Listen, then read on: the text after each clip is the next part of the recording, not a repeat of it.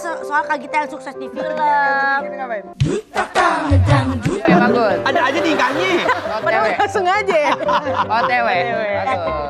Ya kan, yang happy-happynya aja. Ya. Nah, Kak Gita juga pasti awal-awal ngerantau di Jakarta hidupnya nggak langsung enak toh. Iya sih. Perjuangan, Atau perjalanan. langsung enak diangkut sama om siapa waktu itu. Ayo. Oh, ini Palung Mariana. Betul. Ada Lisa Mariana. Palung Mariana.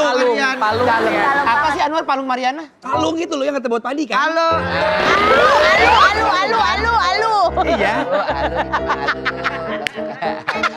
Iya, terus perjalanannya gimana kita pengen tahu. Tapi emang nggak susah sih aku pindah ke Jakarta itu karena memang udah ada tawaran kerja.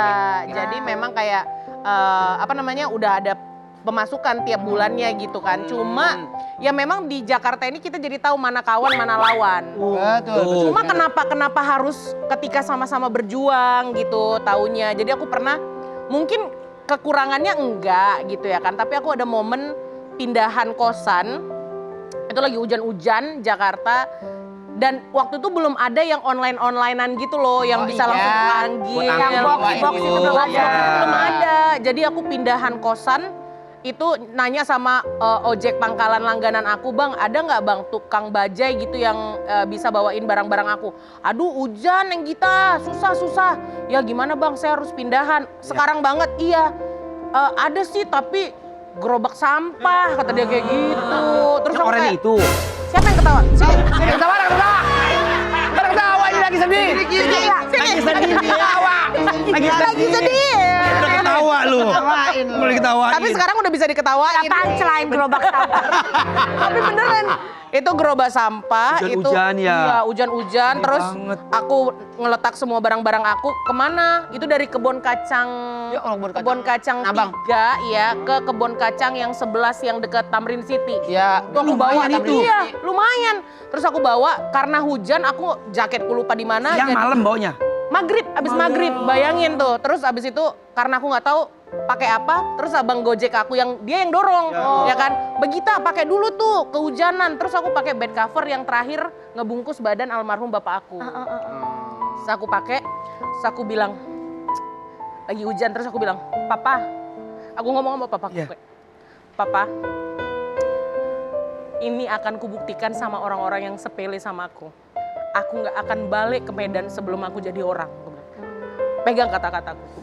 Aku nggak akan biarkan ada orang yang nginjak-nginjak anakmu lagi. Ini terakhir, ini pertama dan terakhir kalinya. Aku bilang kayak gitu. Ya udah, habis itu. Enggak. Udah nangis ya. Lihat udah merinding. Adanya udah. Air mata gue turun lagi. Itu nggak boleh lama-lama. Iya. Ibu-ibu lagi nonton mandi kita nih kan. Iya. Lagi nonton. Ibu-ibu lagi indung-indung anaknya. Iya ya ini nih. Lindung. Bapak Lali.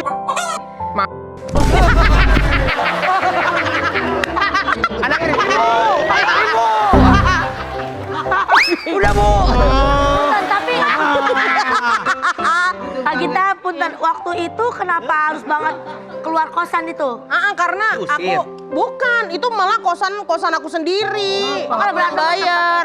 Iya, sama teman. berantem gitulah, dia yang nebeng, dia yang Ih, kurang ya, ajar tapi banget tapi aku ngerasa kayak daripada aku berantem, Iya. yang waras adalah yang meninggalkan. Iya bener. Ya kan, jadi kayak ngapain aku berjuang, maksud aku kayak tetap berteman sama orang yang kita tahu sebenarnya hatinya nggak sebaik itu untuk kita gitu. Mendingan aku yang ninggalkan aja nggak apa-apa. Toh hidup aku tetap baik-baik aja tanpa dia gitu. Katanya ini, kita ini katanya dulu bandel.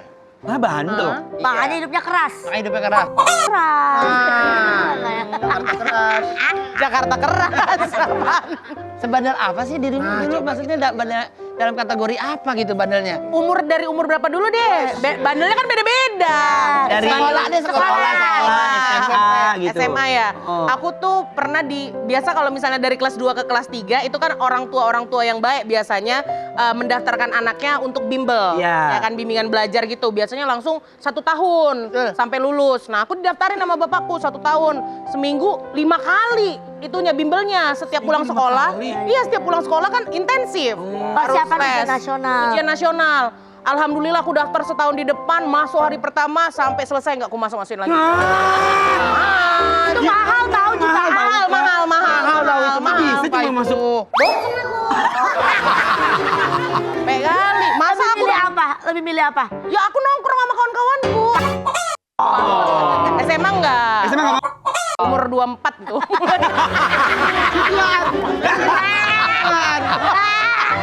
Iya SMA enggak? SMP.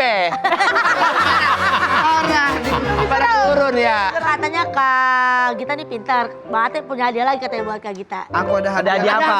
Ini Karena pintar. ini dapat tukang hadiah. hadiah, ini tukang edit. Hebat ya kerjaan di sini ya. Bang bohong nih. Bong. ada hadiah lagi untuk Kak Gita. Buat kakak, silakan dibuka. Apa nih? Budiman. Apaan? Yalah, juara apa itu? Juara 1 stand up komedi 2014. Lah emang juara? Kagak. Nggak juara. Enggak juara. Itu kok juara 1?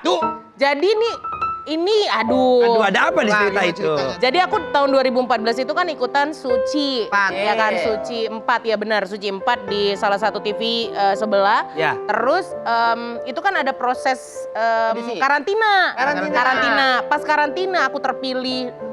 Pokoknya cuma 2 di Indonesia yang cewek yang masuk. Aku dan Sri dari Makassar. Masuk karantina, papaku sakit. Ya kan, papaku sakit di episode pertama aku lewat maksudnya maju ke babak berikutnya gitu kan yang dieliminasi 3 orang. Nah, berikutnya lagi papaku udah masuk rumah sakit ya kan. Terus tiba-tiba karantinanya dikosongin seminggu. Jadi aku jagain papaku seminggu terus tiba-tiba dia bilang, "Ayo Nak, balik lagi ke Jakarta tuh kan kok mau karantina, tapi papa sakit, mendingan aku mundur aja kali ya, Pak." "Oh, jangan.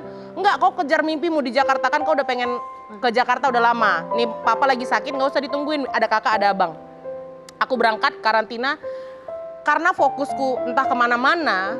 Waktu itu wah jelek, emang jelek banget materi aku. Terus abis itu aku ternyata dieliminasi. Jadi aku cuma 16 besar. 16 besar dari 3 terus keluar berikutnya aku di episode kedua.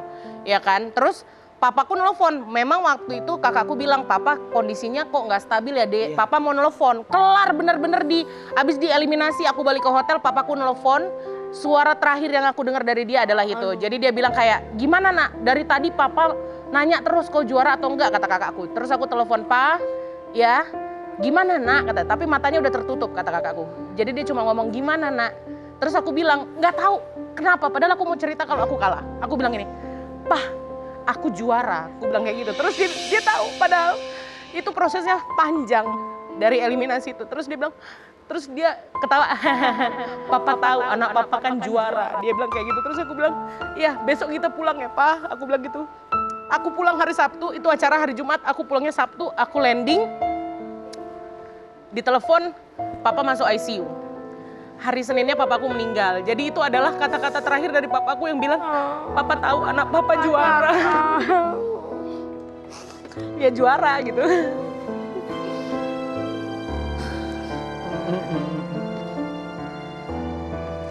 Bisa berhenti nggak lagunya? Sabar! Baru sedih, udah merepot lagi. Apa sedih jadinya ya? Tadi sedih. Tadinya mau cepat gitu loh sedihnya. Makin dipancing, pancing, makin sedih. Kita Apaan? tembak dulu tuh. Kenapa dong? Air mata. Air mata. Pipis ya? Iya tapi nggak apa-apa kan Jadi bohong juara buat. di hati masyarakat. Iya, juara di Juara di hati masyarakat. masyarakat. Pasti papa juga di sana Papa juga tahu tahu. banget, seneng bahagia tahu Ya. seperti apa perjuangan. Dan menjadi sebuah doa. Mas. Iya. Amin ya. Aku sempat lihat di beberapa podcast kan waktu itu kan. Podcast. Posket. Posket. Posket. Nah. Gue hipnotis juga loh. Hilang. Terus ini aku salut banget sama kakak. Waktu itu kakak udah lumayan dapat kerjaan jadi penyiar. Tapi kakak berhenti. Akhirnya kakak pulang buat ngurusin mama waktu itu ya. Iya, kayaknya trauma hidup aku adalah orang tua yang sakit ya. Iya. Papaku sakit gitu kan. Kemarin juga 2000 sebenarnya mamaku tuh udah sakit dari 2020. Pasca Covid itu kok kondisi tubuhnya itu jadi lebih rentan gitu kan. Apalagi dia orangnya suka jalan-jalan. Jadi ketika disuruh nggak kemana-mana mungkin dia stres. Stroke apa? Stroke apa? Stres. Shock. Iya. Bingung kita. Hah? Emang mamaku stroke gitu? Gimana enggak dia? Nambah-nambahin. Dia pegang shock sama stroke jadi stroke. Kan jadi suka nambah-nambahin. Stres dan stroke jadi Iya. shock. Beda ya. Ya itu Pak. Terus Ya Ya udah, terus tiba-tiba kayak tapi aku dapat kerjaan siaran lagi karena kan gara-gara ngeri-ngeri sedap aku nggak siaran. Terus Git siaran lagi dong karena aku suka radio. Jadi kayak yaudah deh siaran gitu. Gimana Mak siaran nih? Kalau siaran kita jadi maksudnya jadi nggak luas untuk pulang kapanpun kita mau gitu. Nggak apa-apa karena ada Nak. kewajiban kan. Iya, tiba-tiba di 2013 kok kondisinya benar-benar ngedrop yang bahkan dokter bilang kayak 23 kali. 2023. iya 2023 dokternya bilang kayak ya kayaknya nih momen harusnya anak-anaknya kumpul lebih sering aja gitu. Terus aku tanya, Mama kenapa sih? Kenapa nggak punya semangat lagi gitu kan? Ayo dong, Mama maunya apa? Aku tanya kayak gitu. Terus dia bilang, Mama maunya ditemenin sama Gita. Katanya kayak gitu. Waduh.